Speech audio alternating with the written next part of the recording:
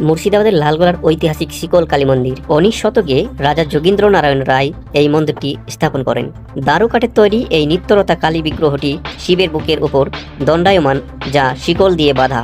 লালগোলার রাজা প্রতিষ্ঠিত কালী মা এর বাড়ি আজ লালগোলা হেরিটেজ। এই মন্দিরে বসে শিকল দিয়ে বাঁধা কালী মাকে দেখে উদ্বুদ্ধ হয়েছিলেন ভারতবর্ষের প্রথম গ্র্যাজুয়েট বঙ্কিমচন্দ্র চট্টোপাধ্যায়। লিখেছিলেন বন্দে মাতরম, যা আজ ভারত দেশের জাতীয় কথা। এই মন্দিরে আসেন বিদ্রোহী কবি কাজী নজরুল ইসলাম। তিনি এই মন্দিরে বসেই গেয়ে গেছেন কত শত শ্যামা সঙ্গীত, তার হিসেব নেই। আমাদের ভারতবর্ষের বুকে 80 থেকে 90 দশকের প্রখ্যাত ফুটবলার ভাস্কর ব্যানার্জি তার ফুটবল সেশন শুরু করার আগে আসতেন আমাদের এই লালগোলা কালী মন্দিরে পুজো দিতে। আমাদের Lalgola world record holder worker Tirthakumar Phani তিনি তার জীবনীতে লিখেছেন, যত সব শক্তি অনুপ্রেরণা এই লালগোলা মায়ের থেকে পাওয়া।